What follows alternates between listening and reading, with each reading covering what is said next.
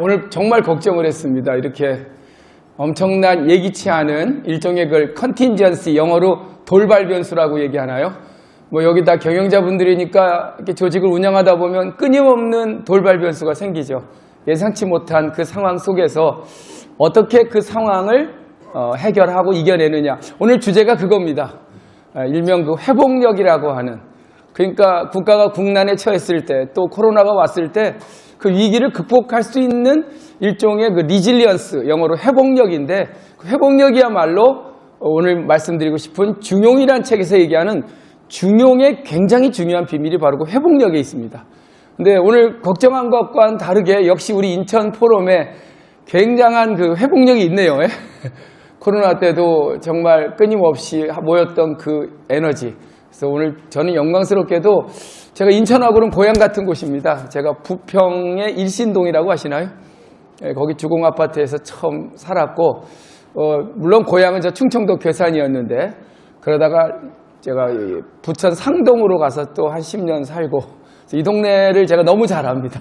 근데 영광스럽게 오늘 따져보니까 아마 동양 고전 때문에 그런 모양이에요. 3번이나 저를 초청해 주셨더라고요. 그래서 지금부터 한 20년 전, 2003년에, 21년 전에 손자병법, 제가 EBS에서 강의한 내용을 갖고 어떻게 기업이 전략적으로 승리할 거냐를 저한테 강의를 요청해 주셨고, 또 한 10년 전에 논어책으로 보는 또 요즘 역경 극복의 철학. 근데 오늘 또 영광스럽게 좀 고향 같은 느낌이 들어서 여기 와서 오늘 이 어려운 역경 속에서 눈이 왔는데 예상치 못한 이 돌발 변수에 우리 어떻게 리커버리 해서 어쨌든 이 생존과 지속 성장의 비밀을 찾는가, 그 얘기를 한번 중용이란 책을 통해서 한번 같이 공부하고 싶은데 어떻게 괜찮겠습니까?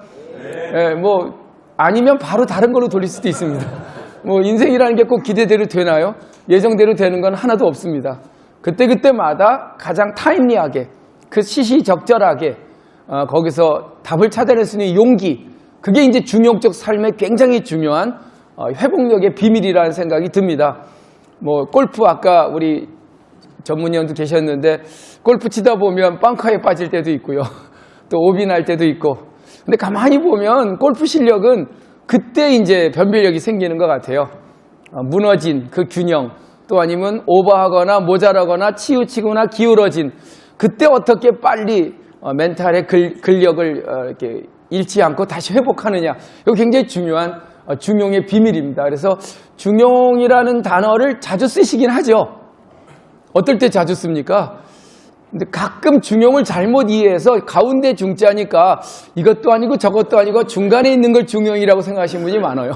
근데 중용은 그렇게 기계적으로 A와 B의 딱 중간이 아닙니다. 회복력이라는 건 끊임없이 움직이고 있는 거예요. 무게, 균형이. 그래서 뭐 병원에 가서 입원을 했어요. 근데 그 회복력을 발휘했을 때 끊임없이 그 상황에 맞는 또 나의 체력을 확보하고 거기에 대한 대응하는 치료를 한다는 건 굉장히 중요합니다. 그래서 중용은 중간이 아니다. 그래서 어떤 분은 자기는 중용을 지키며 인생을 산대요. 그래서 어떻게 살기에요? 했더니만 요즘 부인하고 저희 어머니하고 사이가 안 좋아서 중용을 지키기 위해서 뭐 어머니가 있는 안방과 부인이 있는 부엌 중간인 거실에서 요즘 생활한다고. 그건 중간입니다. 중간과 중용은 달라요. 중용은 일종의 그 황금률입니다. 끊임없이 그 상황에 맞게끔 내가 유배지에 처해서 고립된 생활을 하면 거기에 맞는 회복력을 발휘하는 거고요. 내가 부귀한자가 돼서 정말 내 힘과 그리고 내 돈을 쓸 수 있는 여유가 되면 거기에 맞는 또 나 나름대로의 회복력을 찾아내는 거죠. 그러니까 인생이라는 건 고정되지 않아요. 안 될 때도 있고 잘 될 때도 있고 그때그때마다 중용이 깨집니다. 안 되면 안 돼서 깨지고 너무 잘 되면 영원히 잘 될 거란 착각에 또 중용이 깨져요. 근데 회복력을 발휘해서 다시 초심으로 돌아오고 바닥을 쳐도 흔들리지 않고 다시 무게중심을 잡아낸다면 그분은 참 중용적 삶, 즉 엄청난 회복력을 발휘하며 사시는 분이다 라는 생각이 듭니다. 그래서 오늘 여기 이 돌발 변수, 이 눈 오는 날 아침에 엄청나더만요. 뭐 이 고속도로를 따라오는데 막 트럭이 지나가면 눈이 막 확 뒤집어져요. 그래서 제가 오늘 여기 오신 분들 몇 분이 될까 고민했는데 엄청난 회복력을 가지신 분들인 것 같습니다. 맞죠? 예, 동원되셨나요? 저는 6시 한 10분쯤 왔어요. 불이 깜깜하더라고요. 야, 큰일 났다. 오늘 5분 오시면 잘 오겠다. 그래서 막 노심초사했는데 역시 역사와 전통을 자랑하는 여러분들 포럼은 다른 것 같습니다. 자, 중용은 그냥 책 이름입니다, 사실은. 왜 그 포북스 4서라고 있잖아요. 대학, 논어, 맹자, 중용. 사실 옛날에 과거에 급제하거나 고위관직에 나가려면 반드시 읽어야 될 4권의 책이 있었죠. 근데 그 순서대로 보면 중용은 가장 하이라이트입니다. 그러니까 대학을 읽어요. 수신제가 치국 평천하, 세상을 평화롭게 하기 위해선 경물치지 성의 정심. 뭐 이런 단계적으로 내가 어떻게 읽어야지 대학을 한 1500자 되는 걸 읽습니다. 그러다가 이제 논어에 들어가서 한 11,500자 되는 498개 문장을 읽으면서 어떻게 인의예지를 실천할지를 배우고, 그 다음에 한 35,000글자 되는 맹자에 들어가서 정말 이 호연지기, 어떻게 의의를 추구할 거냐라는 그 지도자의 명분론을 배우고, 마지막 위대한 자기균형 그리고 회복력의 이 철학, 중용이라는 책을 읽습니다. 글자 수는 한 3,500글자밖에 안 돼요. 근데 이게 워낙 넘기 힘든 벽입니다. 왜냐하면 논어책 같은 거 보시면 다 읽어보셨겠지만 뭐 인간이 살아야 되는 일상의 윤리 뭐 이런 것들인데, 이건 굉장히 철학적이에요. 모든 인간은 이런 회복력을 갖고 태어났대요. 그걸 천명이라고 부릅니다. 벌써 단어부터가 좀 어렵죠. 하늘 천자 명할 명자. 하늘이 인간을 탁 설계할 때부터 이런 리질리언스, 리커버리, 이 회복 탄력성을 일종의 AI 그 인공지능 만들듯이 이렇게 설계해서 집어넣었다는 거예요. 그래서 인간은 그런 회복력에 하늘이 준 위대한 센서가 있기 때문에 무너져도 다시 일어날 수 있고, 상처가 나도 다시 치유될 수 있고, 감정이 우울해져도 다시 회복할 수 있는 그런 원래의 설계된 회복 탄력성, 중용의 설계도가 있다는 겁니다. 이제 이게 중용의 1장 1절이에요. 이 동의하십니까? 안 믿으십니까? 이걸 믿어야 강의가 시작이 됩니다. 근데 어떤 사람은 그 회복 탄력성이 살아있어요. 센서가 발동하고 있어요. 예, 어떤 상황에서도, 그 돌발 상황에서도 다시 회복하는 이 중용의 능력이 있습니다. 기업체들 보면 40년, 50년 되는 기업들 보세요. 그 힘든 국난 다 겪어냈어요. IMF도 겪어냈고, 무슨 뭐 리만 브라더스니 어떤 상황이 와도 결국 힘들었죠. 힘들고 무너진 조직은 이미 뭐 존재도 없고요. 그러나 다시 또 리커버리 했던 조직들 보면은 그 센서가 작동하고 있는 겁니다. 그래서 인간은 하늘이 나에게 준 그 본래의 설계대로, 천명대로 살아야 된대요. 그걸 천성이라고 부릅니다. 하늘이 준 나의 위대한 회복력, 그거를 잘 발현하고 살아가야 되는 게 인간이 가야 할 길이다. 길을 한자로 뭐라 그러죠? 도라고 합니다. 예, 도라는 게 다른 게 아니에요. 도를 아십니까? 도라는 게 인간이 갖고 있는 하늘이 준 위대한 회복력을 잘 발휘하며 살아가는 게 도래요. 그런데 그 도는 왜 길거리 아무리 좋은 아스팔트를 깔아놔도 수리해야 되지 않습니까? 인간이 가야 할 길을 계속 수리해야 됩니다. 그걸 한자로 뭐라 그럴까요? 수도라 그럽니다. 수도 해보신 적 없나요? 수도사라든지. 내가 가야 할 길을 계속 보수하고 계속 리모델링 해야 된답니다. 근데 그것이 뭘 통해서 가능할까요? 아스팔트야 뭐 다시 아스팔트로 깔면 되지만, 인간이 갖고 있는 위대한 회복력의 중용을 끊임없이 실현하며 사는 게 인간이 가야 할 길인데, 그 길이 망가지고 부서지면 다시 회복시켜야 돼. 수도해야 됩니다. 뭘 갖고 할까요? 이 답을 아시면 최근 발간한 제 책을 한 권 쏘겠습니다. 배움입니다. 배움. 여기 와서 매일 아침에 이렇게 누굴 오고 싶겠습니까? 배우는 이유는 다른 게 아니에요. 그 센서가 잘 발휘될 수 있도록 끊임없이 보수하기 위한 굉장히 중요한 부품이 배움입니다. 그래서 인간은 평생 배워야 되는 거예요. 배우지 않으면 금방 녹슬고, 배우지 않으면 그 센서는 금방 고장이 납니다. 여기 오신 분들은 아마 정말 지속적으로 회복 탄력성을 유지하기 위해서 끊임없이 배움을 통해서 나를 성찰하고, 그 성찰을 통해서 다시 무게중심을 잡는, 아마 그런 의미에서 이런 포럼에 오시는 분들이 아닐까 생각이 들어요. 역시 중용이 좀 어려워서 좀 딱딱한가요? 딱딱하면 안 되는데요. 그래서 중용이라는 책을 한번 이렇게 보면은 딱 이 첫 구절이 이게 굉장히 중요합니다. 첫 구절 한번 읽어보세요. 천명지위성. 아까 그랬죠. 4서 중에 제일 어려운 책이 중용이라고요. 두 번째 읽어보세요. 솔성지위도. 세 번째요. 수도지위교. 중용을요, 딱 첫 구절 피면 이 세 문장이 나와요. 하늘이 인간에게 명하여 위대한 하늘다운 센서를 줬으니 그걸 성이라 한다. 천성이라는 단어가 나옵니다. 하늘의 본성이에요. 내 안에 하늘이 있답니다. 그러니까 중용의 헌법 1장 1절은 모든 인간은 하늘의 설계도가 그대로 투영되어 있대요. AI라 그러죠. Artificial Intelligence. 그 안에는 인간이 갖고 있는 인간의 모든 신경망이 다 투입되어 있는 거죠. 마찬가지로 이 피조물인 인간 안에는 하늘이 위대한 복원력이 있잖아요. 겨울이 되면 추울 것 같지만 다시 또 봄이 돼서 회복시키지 않습니까? 뜨거워지면 다 녹을 것 같지만 다시 또 계절은 바꿔서 회복시킵니다. 이런 우주의 완벽한 회복력의 패턴이 인간에게 투영된 게 천성이랍니다. 이거 안 믿으면 오늘 강의가 시작이 안 됩니다. 내 안에 하늘이 있대요. 믿으랍니다. 서로 두 분 얼굴 좀 보고 서로 좀 불러보세요. 하느님이라고. 하느님이라고 좀 호칭 좀 해주십시오. 나이와 상관없어요. 지위와 상관없고 학벌과 상관없습니다. 모든 인간은 그렇게 설계되어 있대요. 이거를 저한테 그게 진실이냐고 묻지 마세요. 그냥 중용의 첫 구절이 그거예요. 하늘이 인간에게 명하여 하늘다운 위대한 회복 탄력성을 주었으니 그걸 천성이라 부른다. 그런데 솔성은 뭡니까? 우리가 인솔하다. 그 준 선물을 왜 썩히네요? 잘 발현하고 살아요. 그 솔성이라는 게 뭐예요? 하늘이 준 나의 그 위대한 천성을 잘 내 삶 속에서 발현하고 사는 것, 그것을 도라고 합니다. 도. 길도자입니다. 웨이. 인간이 가야 할 길. 일명 중용의 도입니다. 그런데 그 수도, 그 도는 끊임없이 보수돼야 된대요. 그 보수하는 과정을 뭐라 그러냐? 가르칠 교자, 배움입니다. 이 세 가지 맥락을 이해해야 오늘 제가 요점 정리를 합니다. 중용이란 책 3,500글자가 내 안에 있는 하늘이 준 위대한 회복 탄력성인데 그것을 잘 실현하며 사는 게 인간이 가야 할 길이고, 근데 그 길은 끊임없이 배움을 통해서 더 단단해지고 보수가 된다. 요 세 가지 중용의 첫 구절을 이해하시고 오늘 제가 얘기하는 중용에 대한 회복 탄력성, 이걸 아는 지도자는 조직이 어려울 때 안 무너집니다. 다시 끌어올려요. 직원들이 사기가 떨어졌을 때 다시 끌어냅니다. 우리 대한민국 국민들의 유전 속에 이게 있어요. 저는 유전자 속에. 어떻게 여기까지 왔습니까? 그동안 무너져도 100번 무너져야 될 나라인데 다 회복해 왔어요. 전쟁이든 아니면 암울했던 시대 상황도 있었고요.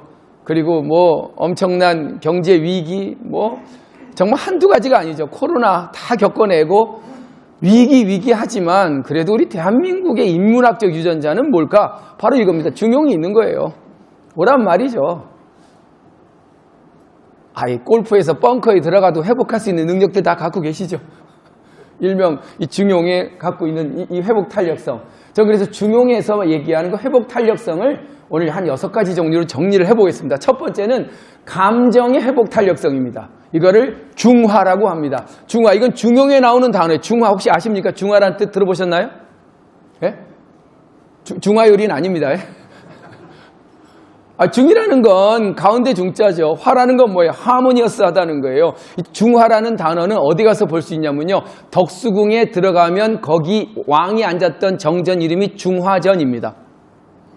지도자는 특히 감정의 밸런스가 중요하대요. 분노할 수 있대요. 그러나 그 분노가 지나쳐서 폭력이 되면 안 된답니다. 슬퍼할 수 있대요. 그러나 그 슬픔이 리커버리 안 되고 끊임없이 지나쳐서 상처가 되면 안 된대요. 즐거울 수 있답니다. 그러나 그 즐거움이 복원력을 잃고 계속 가면 음란해진대요. 그래서 이 감정을 어떻게 빨리 회복시키느냐, 이 능력을 중용의 첫 번째 감정의 회복 탄력성 중화라고 부릅니다. 중화. 다 갖고 계시나요? 이 강사가 얘기할 때 이렇게 대답도 해주고 하는 게 이게 감정의 중용입니다. 인간이 갖고 있는 이 설계 속에는 희노애락, 애호욕이라는 일명의 세븐 센스, 7정이 있어요. 물론 더 많은 감정으로도 분리할 수 있지만, 근데 그런 것들이 지나쳐버리거나 모자르면요, 조증이나 우울증에 빠져버리면 끝난 겁니다. 회복 탄력성이 없으면. 슬플 수 있지요. 내 앞에 당장 슬픈 일이 벌어졌는데, 그러나 회복시키면 돼요. 중용이라는 건, 고혈압이라는 게 뭡니까? 80에 120 넘으면 고혈압인가요? 저혈압? 중용이란 게 뭐예요? 150 됐다가 다시 들어오면 돼요, 안으로. 당 수치라는 게 꼭 몇에서 몇입니까? 잠깐 높을 수는 있어요. 얼마든지. 그러다 다시 들어오면 됩니다. 고속도로에 뭐 시속 몇 킬로부터 몇 킬로까지가 그게 중용이죠. 근데 뭐 110km 넘었다 그래서 뭐 문제가 되질 않습니다. 아, 이건 아니다. 내가 너무 빨리 달리고 있다 하고 다시 센서가 발동이 돼서 브레이크를 잡고 속도를 늦춰서 돌아오면 그거 중용입니다. 그러니까 중용이라는 거는 잠깐 벗어날 수는 있어요. 왜 감정이 못 벗어납니까? 화가 날 땐 분노해야죠. 분노할 때 분노하지 않는 것도 중용에 반대되는 삶입니다. 일명 이걸 반중용이라고 불러요. 이건 제 말이 아니라 중용의 용어입니다. 사람은 두 종류가 있대요. 센서가 작용되는 중용적 삶을 사는 사람, 센서가 전혀 작용이 안 되는 반중용적 삶을 사는 사람. 어째 과음할 수 있죠. 그러나 하루는 쉬어줘야 되는 거 아닙니까? 이런 일종의 회복 탄력성이 중용이라면 첫 번째 오늘 제가 이 중용에서 뽑은 건 감정의 중용, 희노애락이라는 인간이 갖고 있는 감정을 어떻게 극단으로 치우치지 않게 하느냐. 이게 왜 황제가 앉은 요즘 말하면 청와대 아니죠, 요즘은 용산인가요? 왜 한 나라의 최고 통수권자의 사무실에 이 현판이 걸려 있었겠어요? 왜 그렇겠습니까? 일반인들이 이게 좀 벗어나는 건 뭐 돼요. 뭐 부모지간에, 자식간에 막 싸우고. 근데 이게 조직의 리더가 감정이 이게 회복 탄력성이 없으면 어마어마한 참사가 일어납니다. 분노해서 전쟁을 일으키기도 하고, 분노해서 막 세상을 혼란에 빠뜨리기도 해요. 그러니까 특히 지도자는, 중용이 누구 읽으라고 쓴 책이겠습니까? 지도자 읽으라고 쓴 책이에요. 이게 뭐 농민들한테 쓴 책은 아니잖아요. 물론 뭐 옆에서 우리도 그걸 보면서 배우긴 하겠지만 이 책을 읽는 독자는 리더예요. 당신이 한 조직의 리더라면 감정의 회복 탄력성이 없으면 그 중용적 밸런스가 깨지는 순간 너의 조직은 그때부터 어마어마한 참사를 예비하라는 겁니다. 어떻게 감정의 중용은 잘 하고 계십니까? 예, 뭐 이렇게 적시에 이렇게 웃을 때 웃어주고 화날 때 화내주고 굉장히 중요합니다. 근데 우리 조선의 유학이 이걸 제대로 해석을 못해서 남자는 뭐 아니면 절제해야 되고 참아야 되고, 참는 게 유학이 아니에요. 제가 성균관 교육원장 출신입니다. 예? 어디 불의를 보고 참습니까? 거기에? 그러나 그것이 지나쳐서 폭력이 되면 안 되는 거죠. 때로는 분노를 일으키기도 하지만 그 분노를 거두고 안아주기도 하고. 예?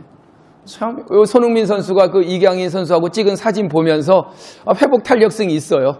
예? 우리나라 국가대표의 팀워크들이 뭐 망가졌지만 그래도 성찰한 사람들은 그걸 다시 끌어올립니다. 그래서 이강인 선수 불러갖고 같이 사진 찍고, 자, 우리 이제 화해했어요. 우리 멋지게 갈 겁니다. 이거 굉장히 중요한 높은 수준의 사람이 살아간 삶입니다. 저놈하고 내가 상종을 안 해. 이건 깨진 거예요. 관계라는 게 어찌 뭐 단절 아니면 뭐 친숙 두 바지만 있겠습니까? 멀어졌다가 다시 끌어당기기도 하고, 뭐 이런 어떤 한 인간이 갖고 있는 감정의 일종의 회복 탄력성과 밸런스, 이게 중용에서 얘기하는 첫 번째 중용적 삶이고, 천성, 하늘이 인간에게 준 위대한 복원 능력을 솔성, 잘 발휘하며 살아가는 인간의 길이다. 이것은 배움을 통해서 더욱더 강화된다. 이 얘기를 중용 첫 구절에서 하고 있습니다. 중화. 나중에 시험 문제 내도 다 맞추실 수 있겠죠? 중화에 대해서 설명하시면 뭐 중화 요리로서 이러지 마시면 안 됩니다. 이 아침에 이렇게 너무 심각하면 안 되는데. 두 번째는 뭐냐? 시중이라는 단어 들어보셨나요? 중용이 나오는 중요한 단어인데 때시자입니다. 중용의 회복 탄력성은 타임리해야 되네. 딱 그때에 맞춰야 된다는 거예요. 그게 그 시간을 놓쳐버리면 중용이 깨진답니다. 이거를 우주의 열쇠가 시간이죠. 얼마나 적시에, 손흥민이 볼을 찰 때도 적시에 차는 게 중요합니다. 그 적시라는 말, 그래서 이 시중이라는 단어는 워낙 유명해갖고 옛날 분들이 중용을 읽으면서 이게 너무 와닿던 모양이에요. 그래. 자식과 함께 해야 될 때가 있고, 나가서 일에 열중해야 될 때가 있고, 부부간에 가까이 할 때가 있고, 때로는 정말 내가 하는 일에 이런 어떤 그때마다 내가 해야 될 무게중심을 잡는 거, 이거 어렵습니다. 예? 밥을 먹어야 될 때 밥을 먹고, 일을 해야 될 때 일을 하고, 그런 것들이 센서에 있어요. 내 몸이 다 얘기해 줍니다. 근데 그 몸의 메시지를 듣지 못하면 무너지는 거죠. 지금은 쉬어야 돼. 얼마나 내 몸이 메시지를 던지고 있는데 그거 못 듣고 그 센서 망가져서 어느 날 하루아침에 무너지는 거 보면서 야, 지금 이 순간 나는 어떤 곳에 무게중심을 두어야 되는가. 그래서 옛날 분들 이 글이 좋아서 자식 아들 낳으면 이름을 시중이라고 시신 분 많아요. 시중. 혹시 주변에 시중이란 이름 없나요? 뭐 김시중, 박시중, 최시중 뭐 예? 있죠. 시중이란 단어가 중용에서 얘기하는 두 번째 중용적 삶을 지켜나가는 사람의 모습이에요. 타임리하게 그 상황에 맞춰서 무게중심을 잡는 사람을 군자라고 부릅니다. 읽어보세요. 군자는 중용이요. 소인은 반중용이니라. 군자라고 하는 성찰된 사람은 그 상황에 맞춰 가장 적절한 답을 찾아내는 중용적 삶을 사지만 소인은 시도 때도 모른대요. 그때 왜 그 얘기를 해야 되고 그때 왜 그 일을 해야 되냐고요. 그걸 모르는 사람을 반중용적 삶이라고 얘기합니다. 그 상황을 모르시는 분이 마세요. 지금 때가 어느 때인데 그 상황에 맞춰서 가장 최적의 솔루션을 찾아내야 되는데 이게 참 어려운 얘기죠. 명분에 휩싸인 사람, 이념에 쌓인 사람은 그 상황을 인정 안 해요. 왜? 명분이 더 중요하니까. 세상에 지금 이 상황보다 더 중요한 명분이 어디 있고 이념이 어디 있습니까? 유교라는 게 그렇게 딱딱한 명분주의자가 아니에요. 공자가 논어에서 그런 얘기를 해요. 효란 뭡니까? 제자가 물으니까 안 아픈 게 효야. 옆에 있던 제자가 효는 뭡니까? 음식 있는 것 부모님한테 돈 주고 밥 주는 거 효 아니야. 공경하는 게 효야. 어떤 친구가 또 물어요. 선생님 효가 뭡니까? 밖에서 힘들다고 집에 와서 부모한테 짜증 안 내는 게 효야. 그 효가 뭡니까? 그때에 맞춰서. 아픈 놈은 안 아픈 게 효고요. 돈이나 주고 효도했다고 생각하는 사람은 그건 애완견한테도 해줄 수 있는 거래요. 공경하는 게 너는 효야. 밖에 나서 힘들다고 집에 와서 매일 짜증 놈한테는요. 너 집에 와서 표정 관리하는 게 효야. 그게 시중입니다. 무조건 돈을 많이 준다고 효가 아니에요. 그때마다 부모님의 입장에서 봤을 때 내가 어떨 때 가장 그분이 행복해 하실까? 그 타임리하게 그 답을 찾아낼 수 있다면 그게 시중입니다. 오늘 아침에 눈을 뚫고 오신 여러분은 시중의 도를 지키신 겁니다. 상황에 가장 적합한 그 상황조차도 받아들일 수 있는 이게 시중의 도입니다. 그리고 세 번째 중용은 이것도 들어보셨나요? 신독이라고? 한자는 어렵지 않죠. 삼갈신자의 홀러독자. 중용은 남들이 보지 않을 때, 남들이 듣지 않을 때 중용의 밸런스가 깨진답니다. 그래서 신독, 남들이 보지 않는 홀로 있을 때 나에게 진실하고 나에게 더욱 엄격함이야말로 중용의 삶이다. 신독이란 단어, 이게 어렵습니다. 남들이 볼 땐 잘해요. 남들이 볼 땐 성인군자인데 혼자 있을 때 보면 완전히 밸런스가 다 깨지는 분들 많아요. CCTV로 24시간 나를 찍어본다고 생각해 보세요. 어떻게 표현해? 그래서 제가 골프를 잘 안 치는 게 제가 홍천의 석천학당이라고 이제 제가 올해 한갑입니다. 청룡띠인데 인생의 이막은 서당을 하나 짓고 우리 할아버님이 저 충청도 괴산에 만드신 서당은 너무 멀어서 인천에 하려니까 인천 땅값이 너무 비싸고요. 그래서 홍천에 제가 30년 전에 서당터를 만들어 놓고 지금 이제 그거를 제가 혼자 져서 완성을 시켰습니다. 그래서 이제 거기서 공부도 하고 학생들도 한 150명 와서 저한테 강의를 들어요. 월사금은 안 받습니다. 왜? 먼 데서 오니까 그냥 회비만 내서 본인들 밥이나 먹으라 그러는데 근데 그 뒤에 골프장이 하나 있어요. 샤인데일 골프장이라고 들어보셨나요? 우리 학당 뒤에. 그래서 그 회장님이 가끔 골프 치라고 와서 한번 쳐봤더니만 더 이상 골프를 안 치고 싶은 게 골프가요.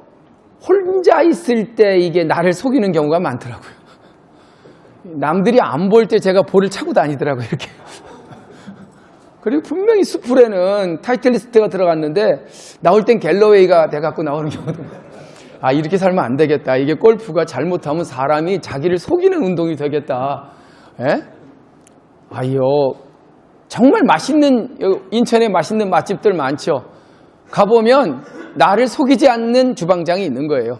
새벽 4시든 3시든 누가 보지 않는 곳에서 정말 좋은 재료로 정말 정성을 다해서 최선을 다해 그린 그 국물은요. 누가 봤다 그래서 맛있는 것도 아닙니다. 그냥 먹어보면 알아요. 신독의 마음으로 이 국을 끓인 사람의 그 음식은 보면 압니다. 제품도요. 이거 팔아서 얼마 남겠다라고 하신 분의 제품은 써보면 알아요. 정말 정성을 다해서 나를 속이지 않고 소비자들이 안 봐도 최선을 다해서 만든 제품은 써보면 거기에 뭔가 나타납니다. 이게 중용은 이게 손해날 게 없는 거예요. 이렇게 살면.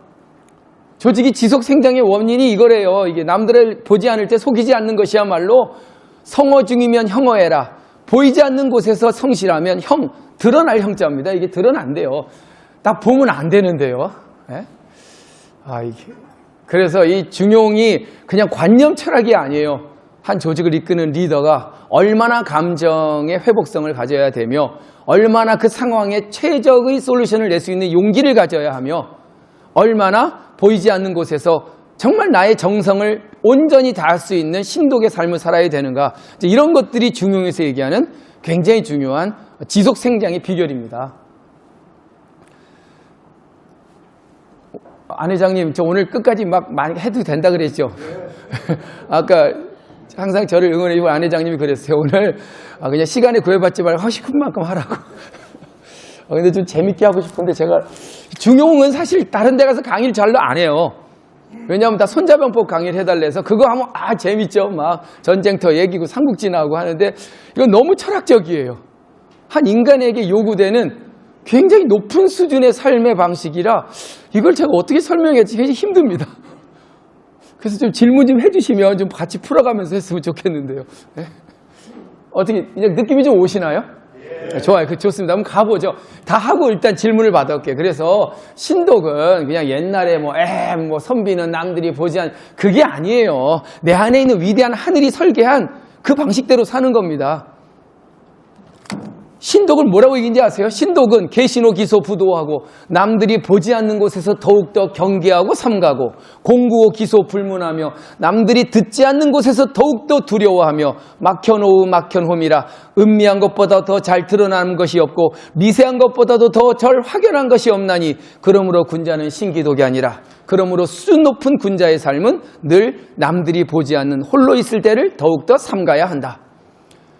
중용의 이런 구절들을 보면 정말 등골이 갑자기 오싹해져요. 난 이렇게 살고 있는가? 네? 뭐든지 이렇게 최선을 다해서 남들이 평가해 남들이 나에 대한 이거에 연연하지 않고 난 얼마나 온전히 중용은 나 자신의 문제입니다. 온전히 나에게 준 하늘이 준 그 설계대로 나는 제대로 소련 발현하여 살고 있는가? 그걸 위해서 나는 얼마나 배움을 통해 성찰하고 있는가. 이런 것들은 한 인간이 살아가는 굉장히 중요한 중용적 삶의 성찰 항목입니다. 네 번째는 자득이라는 단어. 중화라는 게 뭐예요? 감정의 밸런스라 그랬죠. 시중은 타이밍, 시간의 밸런스라 그랬죠. 그리고 신독은요.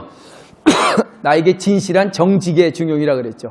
네 번째 중용의 항목은 자득 들어보셨나요? 네? 어떨 때 들어보셨나요? 무슨 자업자득입니까? 그게 아니에요. 중화는 중화열이고 자득은 자업자득이 그러시면 안 됩니다. 그건 중용 안 읽으신 분들 얘기고요.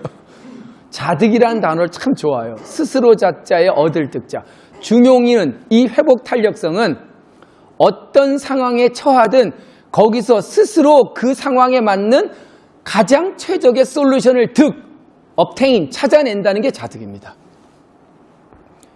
이게 정말 저는 중용이 갖고 있는 위대함이라고 봐져요. 사람이라는 게 어떻게 내가 원하는 기대된 대로 됩니까? 그러나 기대하지 않는 그 상황이 되더라도 나는 안 무너진다는 거예요. 왜? 그 어마어마한 기대하지 않은 상황 속에서도 나는 자득의 답을 찾아낼 수 있으니까. 그래서 중용은 네 가지를 얘기합니다. 부귀한 상황에서. 두 번째는 가난하고 지위가 천한, 빈천한 상황에서. 세 번째는 이적. 오랑캐 땅에 유배 가서 고립된 상황에 처했을 때. 네 번째는 환난, 근심과 걱정 속에 쌓여 어찌할 도리가 없을 때. 이 네 가지 상황에서도 군자는 가장 최적의 밸런스, 회복력을 발휘한다는 겁니다. 한번 읽어보시죠. 소부귀 행호 부귀요. 소빈천 행호 빈천이요. 소이적 행호 이적이요. 소환란 행호 환란이니라. 중영 오늘 너무 어려운 거에서 나중에 안 부를 것 같아요. 근데 어쨌든 이거는 제가 꼭 한번 이 정도 400회 이상이 된 포럼 조직이면 충분히 공감할 거라고 생각해서 중영을 뽑았는데 고민 진짜 많이 했습니다. 제가 뭘 할까? 도덕경을 할까? 아니면 주역을 갖고 한번 그냥 좌중을 이렇게 점을 좀 쳐주고 하다가 아니야, 이 중영 꼭 넣고 짚고는 이게 인간이 갖고 있는 극단적인 상황이에요. 부자가 된다는 게 좋은 것 같지만 그것도 일종의 회복력을 발휘 안 하면 그게 멸망하는 일종의 상황입니다. 국회의원 어디 가셨나 예비 후보 당선돼 봐야 이 느낌 아는데. 예? 제가 지자체 단체장 5기인가요?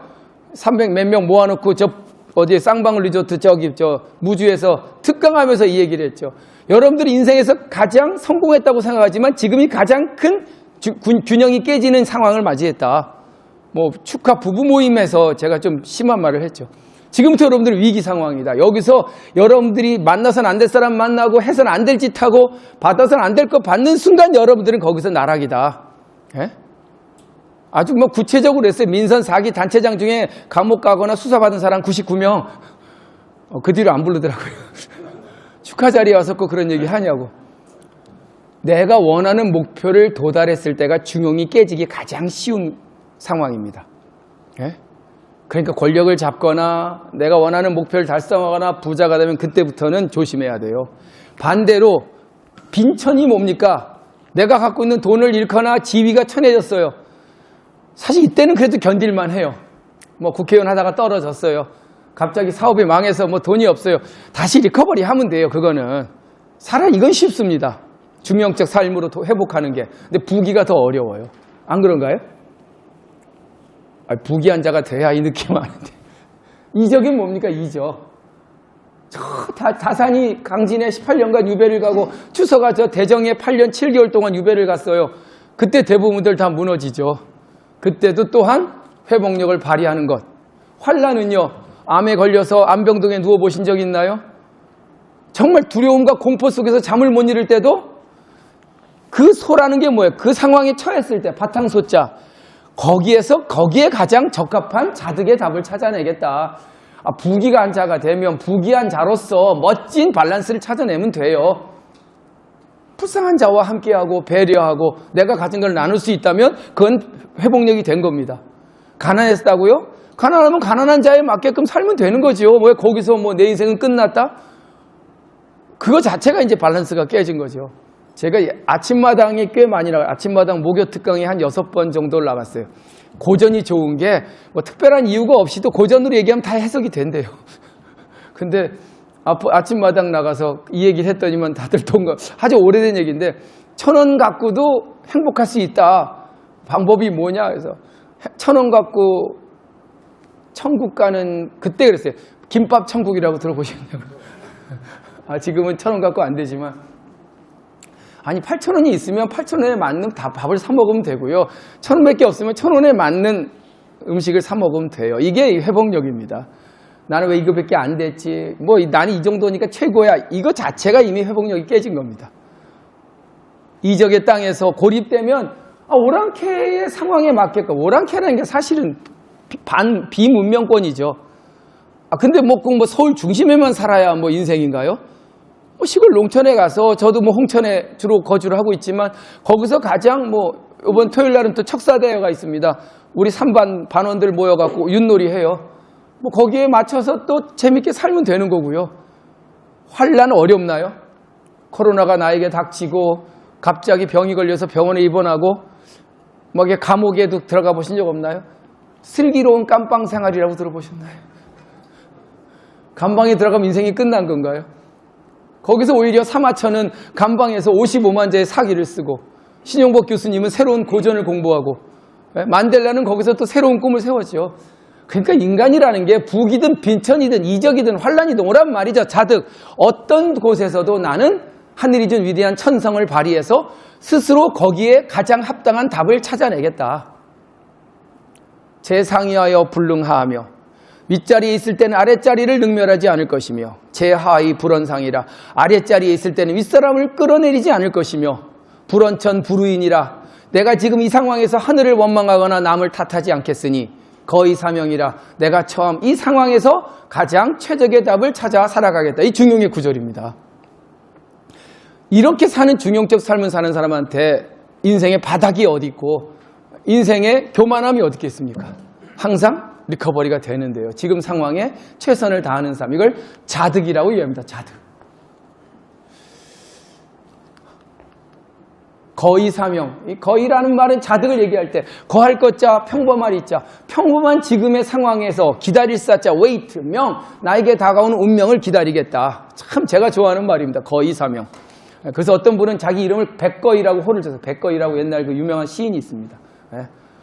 지금 내가 처한 상황에서 나의 운명을 받아들이겠다는 이 사람에게 어떤 혹독한 운명이 있고 어떤 혹독한 현실이 있겠어요? 받아준다는데. 근데 이게 이론적으로는 쉽습니다. 근데 눈이 오면 눈이 오는 상황 속에서 나는 거의 사명하겠다. 그것이 나의 앞길을 막지 못할 것이며, 거기에서도 나는 오늘 아침에 제가 드릴까, 어제 왔잖아요. 어제 최적의 방법을 시중 타인리하게 찾아내면 되는 거죠. 좀 시간은 더 걸릴 수 있고, 그래서 일찍 출발했던 거고, 그러니까 그 상황이 바뀐다 그래서, 내 처지가 바뀐다 그래서, 뭐 경기가 안 좋다 그래서, 우리 조직이 힘들다 그래서 그것이 문제가 되는 게 아니에요. 거기에서 답을 찾아낼 수 있다면 그분한테는 어떠한 역경과 현실도 없다. 어려운 현실이 없다. 이게 바로 자득의 중용적 삶입니다. 자득 다 실현하고 계신가요? 빨리 가보죠. 그 다음에 이제 중용의 하이라이트는 성실함입니다. 그걸 중용에선 지성이라 그래요. 지성 들어보셨나요? 축구선수 박지성 아닙니다. 지극할 지자에 성실할 성자. 중용의 가장 위대한 그 자동차 엔진처럼 성실함인데, 그게 지극했을 때 세상이 변한대요. 지성이면 뭐예요? 감천이라는 게, 이게 하늘이 감동한다는 게 저 하늘이 아닙니다. 상대방이 감동한대요. 지성으로 끓인 사골국물은 고객이 감동한대요. 지성으로 만든 제품은 이건 마케팅 안 해도 팔린답니다. 왜? 그게 드러나니까. 지성. 중용을 3,500글자를 저한테 한 글자 얘기하면, 하늘이 준 위대한 나의 본성의 핵심은 성이에요. 성실할 성자. 성실함만이 우주의 진실입니다. 해는 뜨고 져요. 성실하게. 139억 9천만 년 동안 빅뱅 이론에 의하면. 추나초동은 그때가 되면 또 끝이 핍니다. 세상의 우주라는 게 이 성실함이 없으면 존재도 없어요. 우린 지금 살아있는 건 성실하게 호흡 무의식적으로 성실하게 쉬지 않고 하고 있기 때문에 존재하는 거죠. 만약에 오늘은 좀 쉬자, 숨 쉬는 거, 그러면 끝난 겁니다. 그러니까 우주의 비밀이 그거예요. 성실이에요. 불성무물이라 중용이 그래요. 성실하지 않으면 존재도 없대요. 존재의 방식은 성실이래요. 세포는 끊임없이 30조 개의 세포는 자기 역할을 성실하게 수행하고 있고요. 내장기관들은 오랜 시간 동안 진화돼서 각자 역할을 담당하고 있습니다. 기업도 성실한 기업은, 성실하게 제품을 만드는 기업은 지속 성장을 해요. 그 상황에서 우리의 갈 길은 뭐고, 새로운 사업 모델을 찾아내는 시중. 지금 우리는 이곳으로 갈 곳이야. 오늘 여기로 제가 강의 나갔던 인천의 많은 회사 중 사장님이 저한테 전화 왔어요. 여기 오신다고. 근데 오늘 또 대구 내려가신다고. 어저께 통화 왔었는데, 그분이 원래 그 전자 쪽에 기판 만드셨는데 요즘 바뀌었대요. 자동차 부품 쪽으로 바뀌었다 그러더라고요. 잘 바꿨다. 그 타임리하게. 그때마다 가장 최적의 답을 찾아내는 거죠. 그러니까 중용은 관념 철학이 아니라 어쩌면 내가 가장 이 우주 속에서 가장 하늘답게 살아가는 최적의 삶의 방식이다. 이렇게 좀 정의를 하면서 여러분들과 같이 좀 더 지성능화라는 단어, 지극한 성실은 능히 시키고 고객을 감동시키고 소비자들을 열광케 한다는 거예요. 지성능화. 지성무식이라. 지극한 성실은 무식이 뭡니까? 없을 무자, 쉴 식자, 쉬지 않는 거예요. 쉬지 않음 속에서 성실함이 깃들어 있답니다. 여러분들 잘 아시는 중용 23장은 다 기억하시나요? 영린이라는 옛날 영화 있었습니다. 그 영린이라고 왜 한번 찾아보세요. 그 정조대왕이 역할이죠. 신하들 모아놓고 첫 장면이 그거예요. 너희들은 중용 23장을 읽어보았느냐? 아무도 대답 못하는 설정입니다. 그때 그 대왕의 내관이었던 사람이 제가 알고 있사옵니다. 말해보아라. 그때 나왔던 겁니다. 성실에 대한 위대함, 공능성이라. 예? 보이지 않는 곡은 뭐예요? 보이지 않는 디테일한 곳에 성실함이 있어야 한다. 성실은 꽃이 피는데 그 피는 저 보이지 않는 곳에 봄의 영양가를 빨아들이고 광합성을 하는 그 보이지 않는 성실이 있는 거예요. 눈에는 안 보여요, 성실은. 그런데 디테일 속에 성실함이 있어야 되고, 성실하면 드러날 형자입니다. 그게 꽃을 피는 형상으로 드러난대요. 드러나는 순간 저는 분명해진답니다.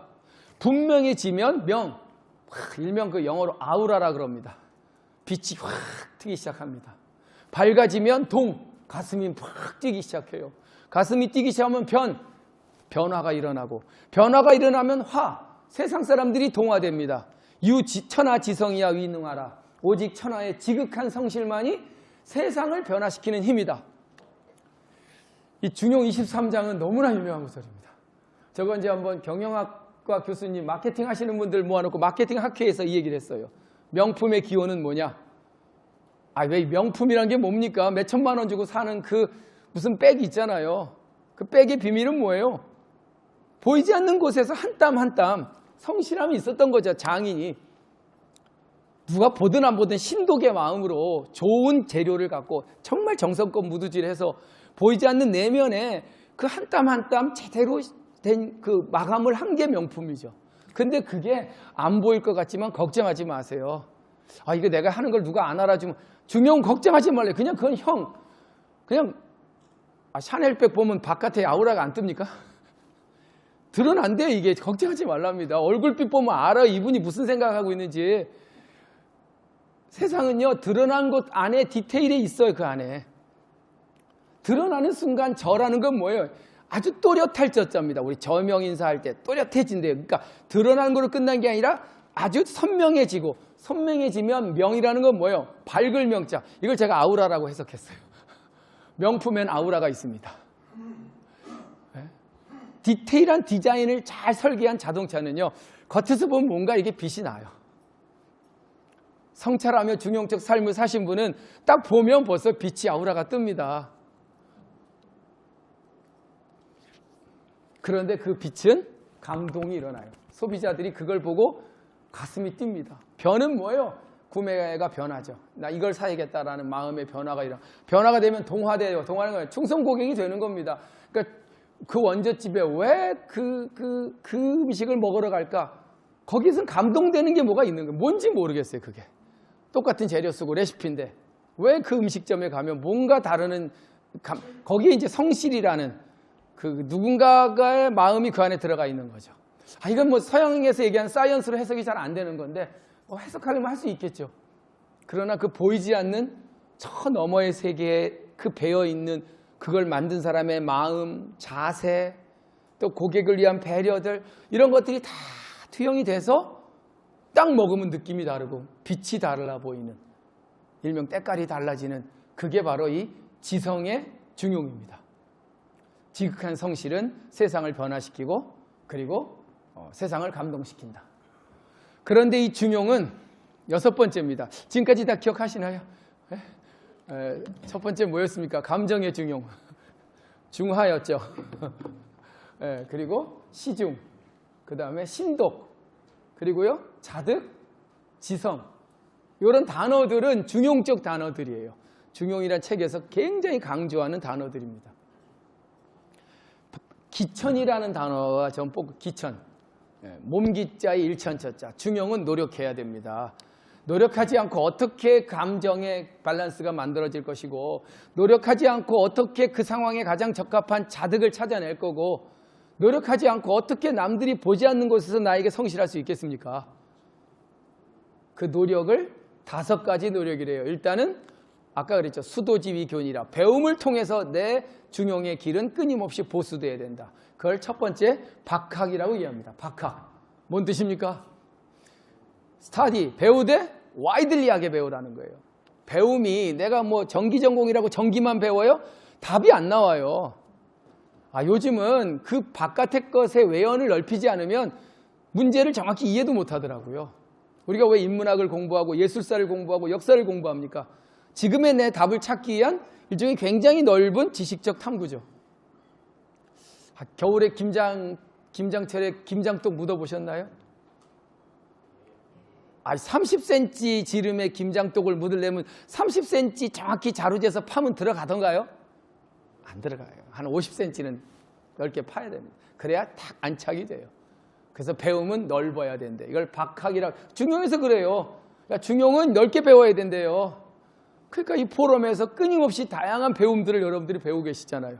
인문학, 뭐 정치, 경제, 뭐 AI부터 얼마나 많이 배우시겠습니까? 끊임없는 박학이야말로 중용적 삶을 살아가기 위한 노력의 첫 번째다. 두 번째, 배웠으면 그 다음 뭘까요? ask, 물어야 된답니다. 질문이 깊어야 된대요. 신문이란 단어, 그러니까 우리가 학문을 한다는 단어가 여기서 박학신문입니다. 넓게 배우고 깊이 물어라. 김장떡은요, 넓게 파고 깊이 파야 됩니다. 그래야 탁 들어가요. 그게 자루 잰 듯이 해서 들어가지는 않는 거예요. 6번 물으면 답이 다르다며요. 예? 뭔가 제품을 만들거나 뭐 하다못해 공화춘 가서 짜장면 만고 먹어보면 그게 나오기까지 물음이 몇 번 있는지 보이지 않나요? 이게 어떻게 하면 더 안 짜고 안 달고 그러나 뭔가 입에 감기는 그걸 물어보는 순간 그 다음부터 이제 답이 찾아지기 시작하는 거죠. 그래서 깊은 물음, 그 많은 물음이 결국은 퀄리티입니다. 그래서 학문을 한다는 건 넓게 배우고 깊이 묻는 거예요. 자, 그럼 이제 데이터가 모아졌죠. 그만큼 배우고 물었으면 답이 나오잖아요. 그때 세 번째 프로세스는 thinking입니다. 사유하래요. 사유 없는 데이터는 요즘 AI 제가 요즘 공부하고 있는데 AI의 그 딥러닝이 사유도만요, 사유. 그동안은 그냥 데이터만 넣으면 데이터대로 나왔는데 얘는 딥러닝이라는 게 뭐예요? 그 갖고 있는 데이터를 학습해서 학습을 더욱더 사유를 통해서 확장시켜 나가더라고요. 그러니까 생각하는 지능이죠, 인공신경망이. 이 박학신문 다음에 해야 될 건 그 데이터를 갖고 끊임없이 싱킹 해봐야 된다는 겁니다. 이걸 신사라고 합니다. 신사. 삼가의 신자. 그 다음 생각이 다 끝났으면 그 다음 뭘까요? decide, 결정, 변. 여기 변이란 단어를 말씀원도 쓰지만 판단입니다. 판단은 대충 하지 마요. 명확하게, 브라이틀리하게. 지도자가요. 자, 우리에게 문제가 생겼어요. 이 문제에 대해서 정확히 파악하려면 많이 묻고 많이 배워야 돼요. 그리고 나서 그 데이터를 갖고 어디로 갈지 답을 찾아야 되고 답을 찾았으면 거기에 명확한 판단을 해줘야 됩니다. 이게 우리가 가야 할 길이다. 자, 그럼 이제 하나만 남았습니다. 배우고 묻고 생각하고 판단했으면 뭘까요? 실행이 실행. 그걸 독행이라고 하면 독행. 이 단어 독실하다 할 때 독자 들어보셨나요? 뭐 독실한 뭐 종교인. 이건 뭐 영어로 파이어스리하게 아주 그냥 정말 목숨 걸고 실행하는 겁니다. 그래서 그 뭐 김연아 예를 제가 가끔 들어요. 그 트리플 악셀. 그게 그냥 된 게 아니에요. 그 균형이 얼마나 많이 배우고 묻고 생각하고 판단하고 실행했겠습니까? 근데 중용에서는요, 이게 한 번에 갖고 될 일이 아니래요. 남들이 한 번 하면 나는 100번 하래요. 남들이 10번 했으면 나는 1000번 하라. 그래서 제가 기천정신이라고 뽑았어요. 몸기자, 일천천자. 중용은 난 1000번 정신으로 해야 그 밸런스가 만들어진다. 기백, 몸기자, 일백백자. 중용에 나와요. 인일능지면 기백지하고 남들이 한 번 해서 그것이 가능했다면 나는 100번을 할 것이며 인능십지면 기천진이라. 남들이 10번 해서 그것이 가능했다면 나는 1000번 묻는 사람을 이길 사람이 누가 있어요? 1000번 고민한 사람보다 더 좋은 답을 가진 사람이 누가 있어요? 그래서 퀄리티는 바로 이 기천정신입니다. 우리 대한민국 유전자에 이게 있어요. 우리 백성들, 우리 민족의 유전자에. 안 되면 1000번 물어보고 1000번 고민하면 그래서 이 남들이 가지 못한 경계까지 올라가는 거죠. 보이지 않는 곳에 디테일에 최선을 다해서 빛이 나게 많은 그 세계 1등 제품들이 늘어나는 이유가 바로 우리 한국민이 갖고 있는 이 중용의 정신, 신독의 정신, 지성의 정신.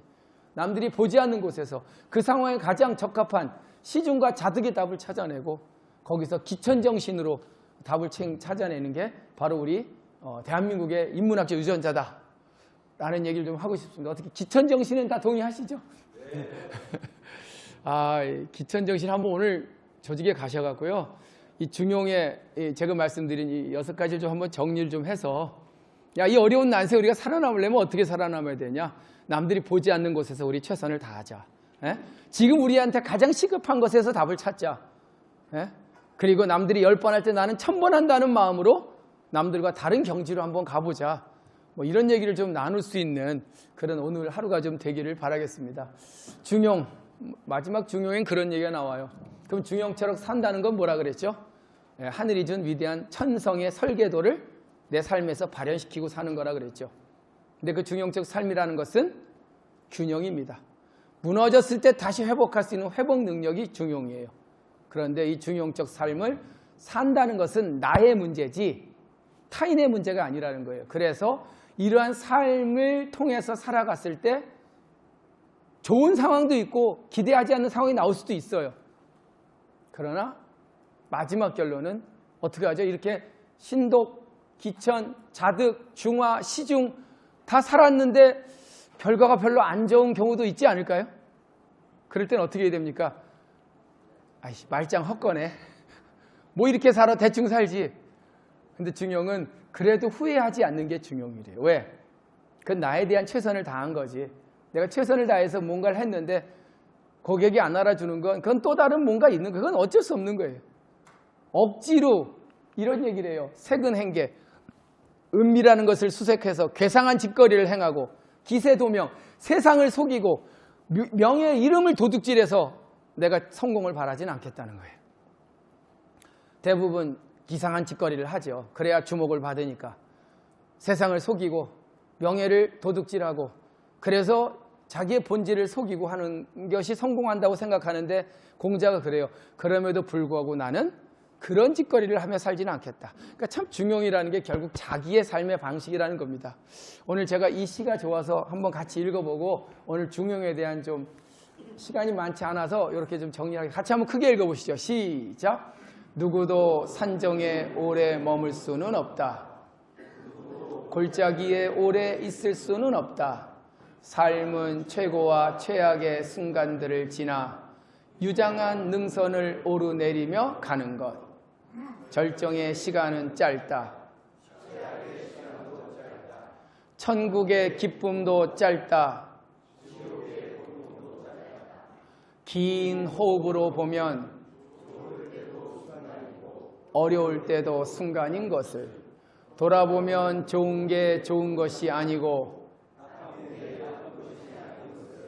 삶은 동그란 길을 돌아 나가는 것.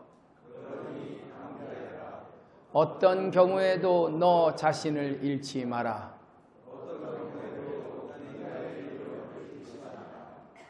예, 오늘 강의 여기까지 마치겠습니다. 감사합니다.